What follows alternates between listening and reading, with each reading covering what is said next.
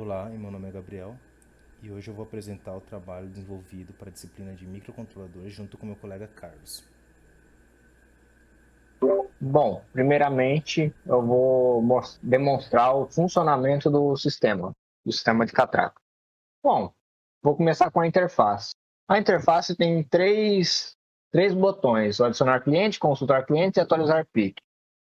Para adicionar um cliente, eu insiro o nome dele, vou colocar aqui Mayra, e uma senha qualquer.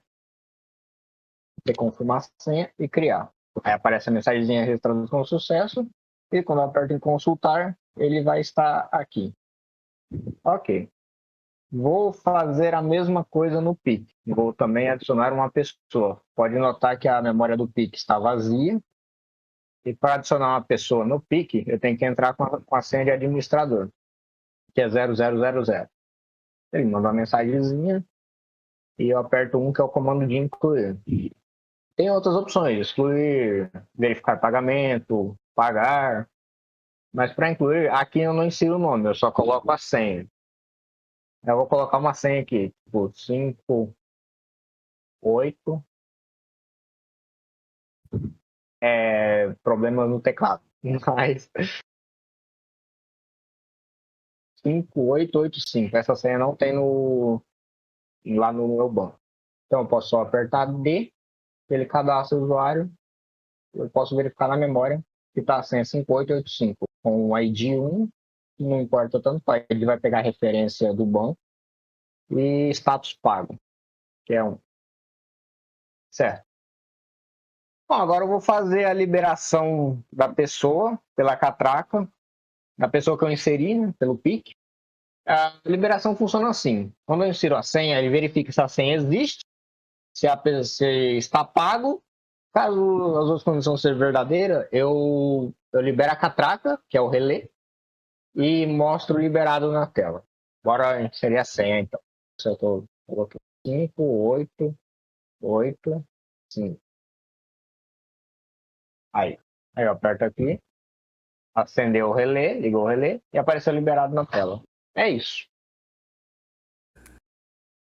Agora eu vou mostrar como que eu faço a atualização do PIC e do banco de dados da interface. Primeiro eu tenho que vir para a tela de log da interface. E essa é só quando eu estou nessa tela que eu posso fazer essa atualização. Aí eu vou fazer o envio dos dados do PIC para a interface. Aí esses dados que foram enviados vai ser armazenado no banco e no final a interface vai me devolver como resposta todas as pessoas cadastradas lá, os usuários cadastrados, para ser armazenado na memória do. Então, eu coloco minha senha de admin, 0000, e o meu botão de atualizar é só apertar.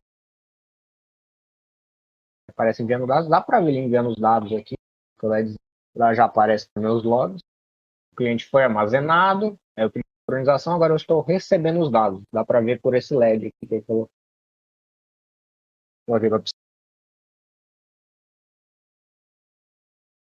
A atualização concluída. Se eu vim aqui na memória, agora as pessoas estão todas cadastradas aqui. As mesmas pessoas que estão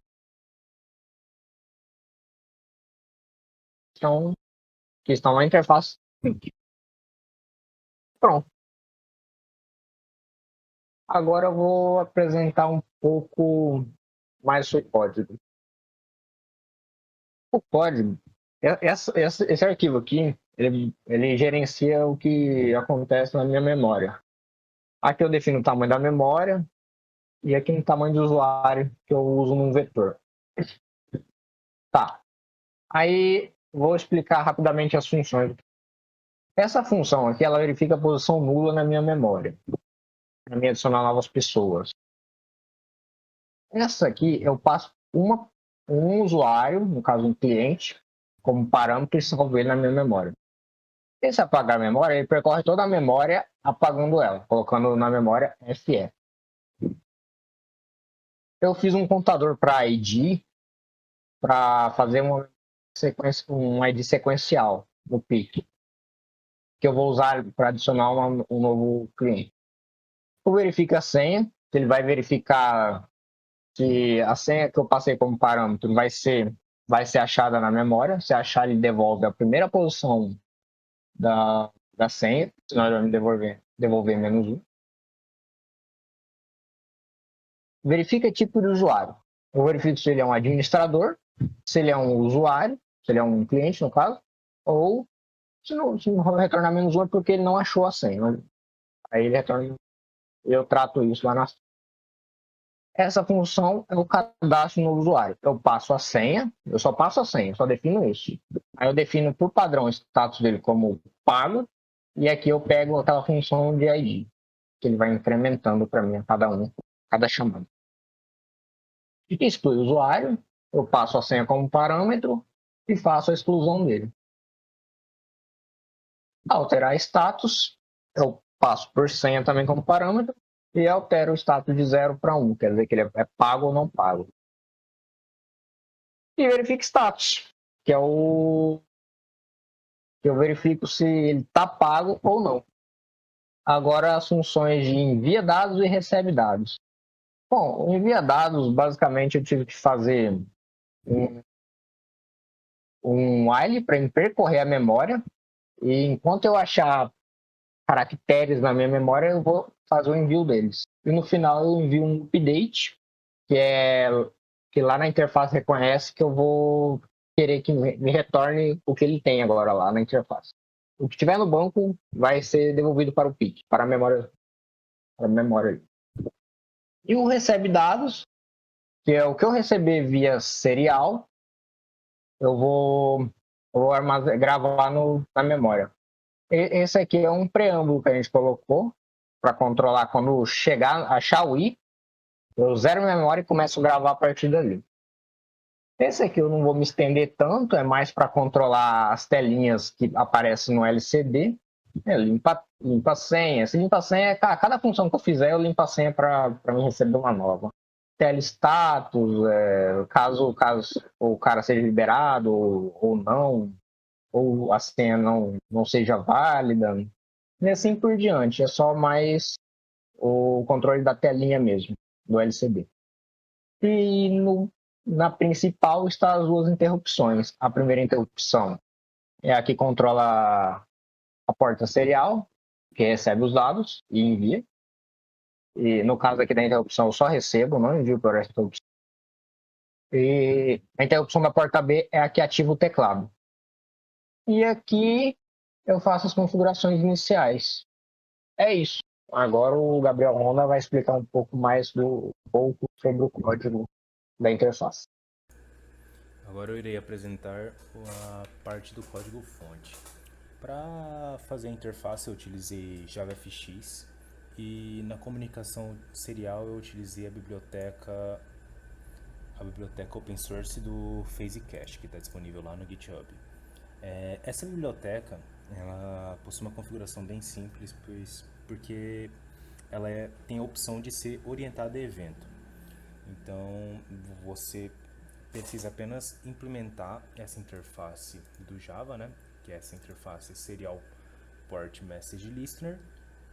Ela vai te dar alguns métodos que você é obrigado a implementar, como esse getListener, getMessageDelimiter, delimiterIndicates e SerialEvent. Basicamente é para uso interno da própria biblioteca, você só tem que definir o que cada coisa é. No caso, você seta para ser um listener, né? Então ele vai estar sempre ouvindo as mensagens que estão chegando. Para a gente conseguir separar as mensagens que estão chegando, usamos os delimitadores /n/r, que estão aqui em hexadecimal. E esse método serial event, ele é uma callback que vai ser disparada assim que ele encontrar esses delimitadores. Então, quando o Carlos aperta no botão para entrar naquela interface e o PIC envia uma mensagem para o desktop, o que acontece é que essa função é chamada, ele recebe os dados aqui, né, nessa variável message, retira os delimitadores e vai para a sanitização, vai para o processamento após a sanitização, né? No processamento, nesse método aqui embaixo, ele vai checar se os dados são válidos através desse validate data. Basicamente, ele checa se houve algum tipo de interferência na mensagem. A gente está usando um simulador de conexão serial, mas se fosse num caso real, ele pode haver interferência, né? Então a gente checa se houve uma mensagem corrompida ou não. Caso não esteja corrompida, a gente loga ela na interface, mostrando o dado que foi recebido em hexa e em o valor mesmo recebido. Cria um objeto do tipo cliente, pega o status desse cliente e salva no banco de dados. Como funciona?